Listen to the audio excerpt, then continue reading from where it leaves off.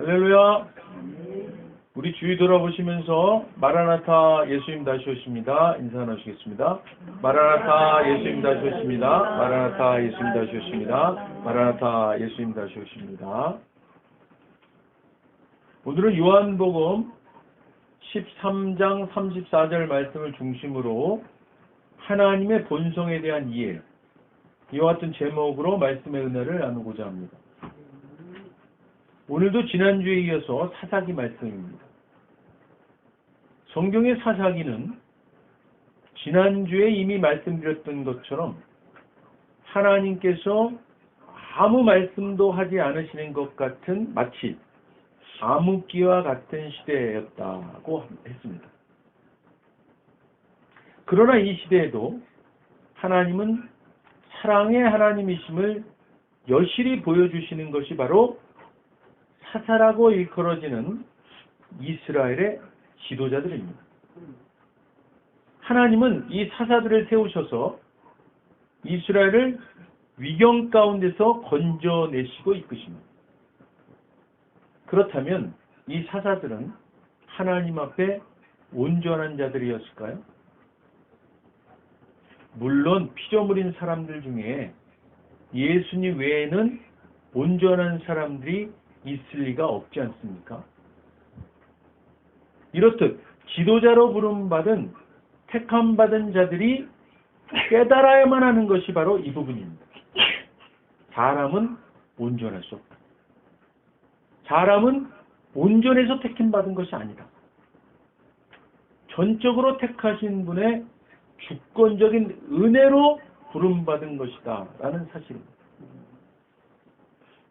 택함받은 자가 첫 번째로 깨닫고 시인해야만 하는 고백이 내가 나된 것은 바로 주님의 은혜라는 것입니다. 나의 나된 것은 다 하나님 은혜입니다.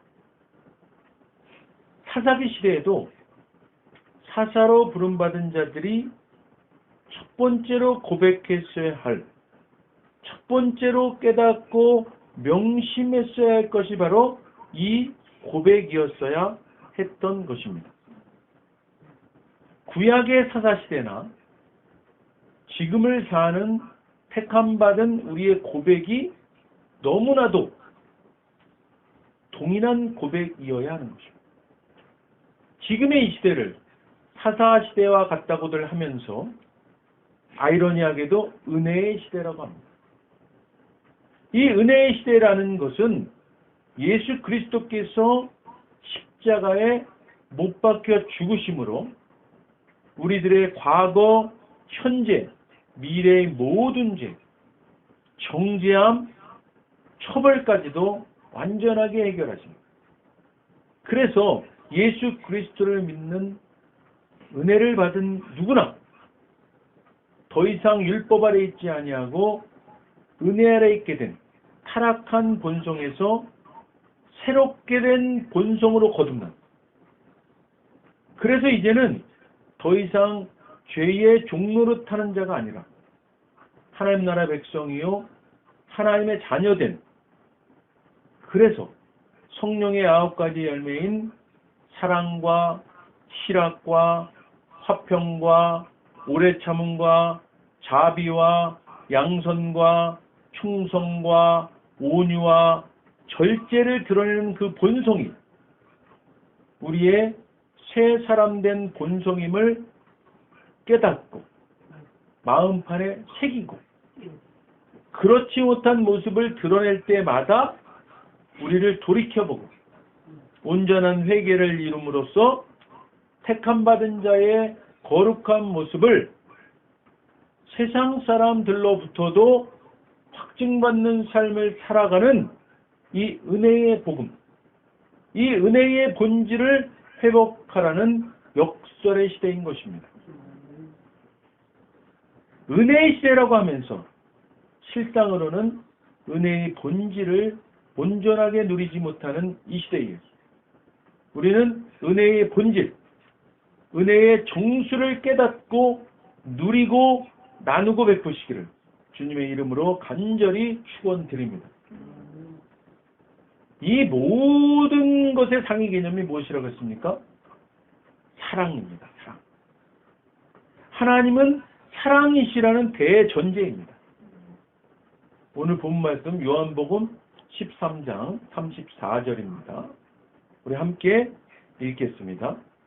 새 계명을 너에게 주노니 서로 사랑하라. 내가 너희를 사랑한 것 같이 너희도 서로 사랑하라. 아멘. 사랑하는 여러분, 오늘 이 말씀을 자세히 보십시오. 내가 너희를 사랑한 것 같이. 이게 영어 성경으로 보면요, as I have loved you. 여기에 쓰인 용법이 뭐냐면요, 현재 완료형이에요. 그러니까 내가 너를 과거부터 지금까지 쭉 사랑해 온 것처럼, 이 말씀입니다. 사사시대에도 하나님은 사사로 택함받은 자와 이스라엘을 사랑하셨고, 그 이전에도 동일하게 하나님은 사랑이셨던 것입니다. 이 하나님의 본질, 이 본성을 택함받은 자는 명심, 또 명심해야만 했는데, 이 하나님의 본질을 하나님에 대한 모든 해석의 열쇠로 삼아야 실수하지 않습니다. 오늘 우리는 사사 중에 입다라는 인물을 통해서 이 중요성을 가슴 깊이 새겨보기를 원합니다. 입다는요, 창녀의 아들로 서자로 태어나서 형제들로부터 버림을 받고 도읍이라는 곳에서 마치 지금의 조폭두목같이 건달들과 어울려 세력을 과시하고 있었습니다. 입다는 길랏으로부터 버림을 받은 것인데, 길랏이 암몬으로부터 침략을 당하자 길랏 백성들과 지도자들이 그 조폭두목인 입다에게 도움을 요청합니다. 입다는요, 이 요청을 수락하고 길랏의 우두머리로 대장으로 전쟁에 나가게 됩니다. 그런데 이 입다가 비록 조폭두목같이 살았지만, 사사기 11장 11절 보겠습니다. 사사기 11장 11절 함께 읽습니다. 이에 입다가 길랏 장로들과 함께 가니 백성이 그를 자기들의 머리와 장관을 삼은지라. 입다가 미스바에서 자기의 말을 다 여호와 앞에 아뢰니라. 아멘. 이렇듯요, 여호와 앞에 신실함이 있었던 사람입니다.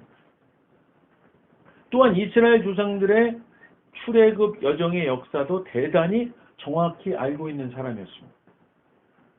암몬이 이스라엘에게 요구한 것은, 니들이 현재 차지한 땅은 원래 우리 것이니까 그 땅을 순순히 내놔라 하는 것이었거든요. 그랬더니 입다는 이 요구에 아주 논리적으로 역사적 상황을 조목조목 얘기하면서 반박합니다. 입다가 얘기합니다. 우리 조상들은 전쟁 없이 그 지역을 지나가게만 해달라고 했을 뿐인데, 당신들이 그것을 막고 오히려 전쟁을 걸어와서 우리가 어쩔 수 없이 전쟁을 해서 승리한 땅이다. 그리고 이 땅은 하나님께서 허락해서 이스라엘 손에 넘겨주신 땅이다. 만약 당신들의 신인 그모스가 당신들에게 준 것이라면 당신들은 그것에 갖지 않을 것이요? 또한 300년 동안 아무 말 없다가 왜 지금 이 시점에 이렇게 하는 것이요? 자, 두고 봅시다. 심판자이신 하나님께서 오늘 이스라엘 자손과 암몬 족속 가운데 누구를 심판하는지 지켜봅시다. 이렇듯이 입다는 지도자로서 준비된 면이 많이 있는 사사였습니다. 이런 입다에게 여호와의 영이 임함으로 입다는 전쟁에 돌입하게 됩니다. 이때 입다가 하나님께 소원을 합니다. 사사기 11장 30절 31절입니다. 함께 읽겠습니다. 그가 여호와께 서원하여 이르되 주께서 과연 암몬 자손을 내 손에 넘겨주시면 내가 암몬 자손에게서 평안히 돌아올 때에 누구든지 내 집 문에서 나와서 나를 영접하는 그는 하나님 여호와께 돌릴 것이니 내가 그를 번제물로 드리겠나이다 하니라. 아멘. 이렇게 서원하고 나서 입다는요, 암몬 족속과 전쟁을 치르고 나서 대승리를 거두게 됩니다. 그래서 이제 전쟁이 이기고 집으로 돌아온 입다를 그의 무남동료 외동딸이 맞으러 나왔습니다. 근데 입다가 하나님께 뭐라고 소원했습니까? 전쟁에 승리하고 돌아올 때 처음 자기를 맞으러 나오는 자를 하나님께 번제로 바치겠습니다. 하지 않았습니까? 근데 이게 웬일입니까? 그는 아들도 없고 단 하나뿐인 딸인데 그 딸이 아빠의 전쟁에서의 그 승전을 축하하려고 소고를 치면서 둥실둥실, 그것도 맨 앞에서 춤추고 있는 아주 절망적인 상황이 벌어진 것입니다. 이를 본 입다는 사사기 11장 35절입니다. 함께 읽겠습니다. 입다가 이를 보고 자기 옷을 찢으며 이르되 어찌할꼬 내 딸이여 너는 나를 참담하게 하는 자요 너는 나를 괴롭게 하는 자 중에 하나로다. 내가 너희를 향하여 입을 열었으니 능히 도닫히지 못하리로다 하니. 아멘. 사랑하는 여러분, 입다는 지금 자기 딸을 하나뿐인 무남동료 외동딸을 불에 태워 제사 지내는 번제의 제물로 바치겠다는 겁니다. 하나님께 소원한 것이니까 꼭 지켜야만 한다는 겁니다. 사랑하는 여러분, 어떻게 생각하세요? 소원 지켜야 되는 거죠? 시편 15편 4절 보겠습니다. 시편 15편 4절 읽겠습니다. 그의 눈은 망령된 자를 멸시하며 여호와를 두려워하는 자들 존대하며 그의 마음에 소원한 것은 해로울지라도 변하지 아니하며. 아멘. 시편에서 뭐라고 말씀해요? 소원 바꾸면 안 된다는 거예요. 지키지 않으면 안 된다는 거예요. 이 말씀을 보면 입다는 외동딸을 반드시 번제로 드려야만 해야겠네요. 그렇습니까? 우리 대답하기 쉽지 않습니다. 그래서요, 입다의 서원을 놓고 성경학자들은 난해 구절 중 하나다라고 말합니다. 해석하기가 힘들다 이렇게 말하는 거예요. 자, 왜 입다는요 진퇴양난과 같은 이런 일에 직면하게 된 것입니까? 그것은요 입다가 하나님을 바로 알지 못했습니다. 사랑하는 여러분, 하나님은 어떤 분이십니까? 한마디로 표현해 보세요. 사랑이십니다. 사랑. 입다는 하나님은 사랑이시라, 하나님은 사랑이시라 라는 이 단순한 등식을 모든 판단 기준에 적용하지 못했던 겁니다. 입다가 하나님께 소원했던 사람을 번제로 드리겠다는 것은 하나님께서 허락하셨던 제사 양식의 번제물이 아니지 않습니까? 하나님이 정결한 동물로 번제를 드리라고 했지 언제 사람을 번제로 바치라고 한 적이 있습니다.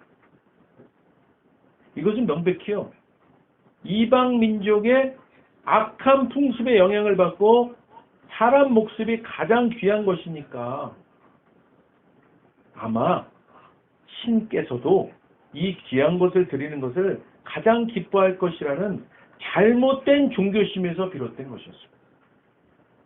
하나님은 이러한 자녀 인신 공양 제사에 대해서 이렇게 말씀하셨습니다. 신명기 12장 31절입니다. 신명기 12장 31절 함께 읽겠습니다. 네 하나님 여호와께는 네가 그와 같이 행하지 못할 것이라. 그들은 여호와께서 꺼리시며 가증히 여기시는 일을 그들의 신들에게 행하여 심지어 자기들의 자녀를 불살라 그들의 신들에게 드렸느니라. 아멘. 사랑하는 여러분, 하나님께서는 분명하게 사람을 제물로 바치는 행위를 이방 민족의 가증한 짓들이라고 지적하시면서 이와 같은 악한 방식으로 자신을 섬기지 말 것을 강력하게 명령하셨습니다. 사사입다는 그들 조상들의 출애굽의 역사도 잘 알고 있었고 여호와 앞에 신실한 준비된 면이 있었던 그런 지도자였지만 그의 치명적인 약점은 여호와 하나님의 본질, 여호와 하나님의 그 본성을 잘 알지 못했다는 것입니다. 사랑하는 여러분, 하나님은 사랑이십니다.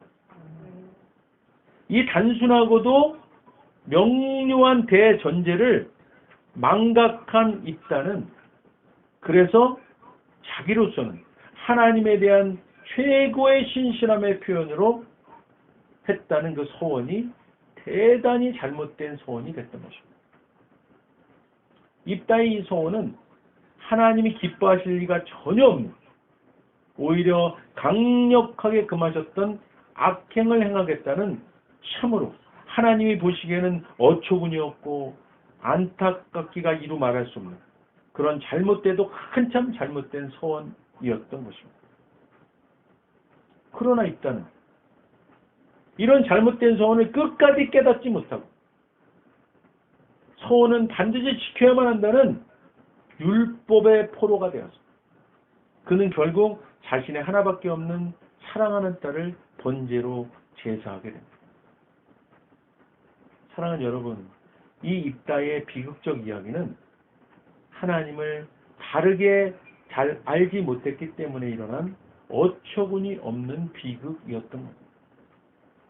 입다가 비록 잘못된 소원을 했을지라도 자기 딸을 번제로 드려야만 하는 그 피할 수만 있으면 피하고 싶은 그 상황에서 그때라도 하나님이 어떤 분이시라는 것을 아는 기회가 주어졌다면 그는 기도하지 않았을까요? 그는 소원은 반드시 지켜야만 한다는 그 율법에 얽매였습니다. 그것을 지키는 것이 자신의 신실함을 증거하는 것이라고 여기는 것이 아니라 그 어떤 율법보다도 위에 있는 개념인 하나님은 사랑이시라 라는 지식과 깨달음과 믿음을 가지고 절대로 지키지 말아야 할 소원인 자신의 딸을 번제로 바치지 않는 것이 오히려 더 하나님의 말씀을 따르는 신실한 모습이고 하나님을 기쁘게 하는 일임을 알고 자신도 살고 딸도 살리는 자유함과 기쁨을 누리지 않았을까요? 그렇다고요. 소원 함부로 하고 멋대로 취소하고 그렇게 하라는 말씀은 아닙니다. 그 모든 기준은요. 하나님은 사랑이시라입니다. 사랑하는 여러분, 이렇듯 하나님은 사랑이시다라는 이 대전제를 우리가 직면한 모든 문제의 해석의 열쇠로 삼는다면 우리가 이 땅에서 만나는 이해할 수 없는 난해한 경우들을 대할 때마다 왜 내게 이런 일이 나는 원망과 비방과 불평하는 것이 아니라 그런 일들을 통해서 하나님께서 우리에게 원하시는 What can I do? Lord, 주님, 내가 이 일을 통해서 무엇을 하길 원하십니까? 라는 긍정적인 태도로 주님 앞에 나아가게 될 것입니다. 이것이 우리가 이 땅에서 살아가는 동안 하나님을 잘 아는 것에 최고의 유익이 되는 것입니다. 할렐루야. 우리 잠시 기도하시겠습니다. 하나님 아버지 감사합니다. 하나님은 사랑이시라. 이 하나님의 본성, 이 본질을 정확히 아는 것이 이 땅에서의 난해한 경우를 만날 때 해석하는 열쇠임을 깨닫습니다. 하나님 감사합니다. 오늘도 하나님이 사랑이시라. 그 본성을 마음판에 새기고 살아가는 우리에게 도와주시옵소서. 감사드리며 예수님 이름으로 기도합니다. 이어서 우리 먼저 오늘 아직 예수님을 구세주로 영접하지 않은 분이 있다면 그분들께 오늘 하나님께서 말씀하십니다.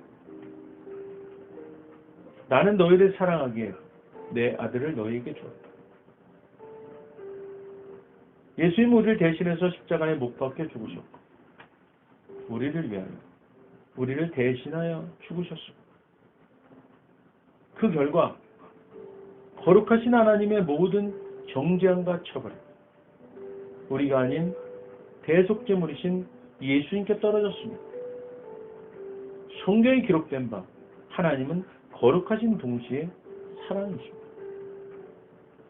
그래서 우리를 사랑하셨으며 그의 거룩함을 더럽힐 수 없었죠. 누군가가 대신 죽어야 했습니다. 그래서 영생하시는 예수님께서 보좌에서 내려오사 인간의 아기로 태어나셨죠. 죽기 위해 오신 겁니다. 완벽한 인간이신 그분이 흠 없는 인생을 사신 주님이 우리를 위해 흠 없는 순양이 되셨습니다. 십자가에서 우리 대신 죽으셨고 3일째 되던 날 부활하셨습니다. 아직 예수님을 영접하지 않으셨다면 이 기도를 따라하시길 바랍니다. 돕는 마음으로 다 같이 따라하시겠습니다. 하늘에 계신 아버지, 얼마나 멋진 선물을 제게 주셨는지요. 주 예수 그리스도를 보내서 십자가에서 죽게 하셨고 저의 대속제물로 삼으셨습니다. 예수님은 내 죄와 저주와 처벌을 받으셨습니다. 그 모든 것이 십자가에서 완결되었습니다. 오늘날 예수님이 죽음에서 부활하셨기에 나는 예수님 안에서 하나님 앞에 설 수 있게 되었습니다. 하나님의 은총을 받고 선하심과 복의 면류관을 씁니다. 예수님은 이제 나의 구원주이십니다. 예수님은 이제 나의 주님이십니다. 하나님 아버지, 저를 구원해 주셔서 감사드립니다. 예수님 이름으로 감사하며 기도드립니다. 아멘. 오늘 진심으로 따라하신 이 영접 기도가 믿어지는 은혜가 임하시면 구원 받으셨습니다. 할렐루야. 이어서 우리 오늘 말씀 생각하시면서 각자 기도 제목을 위해서 주여 한번 부르시고 통성으로 기도하도록 하겠습니다.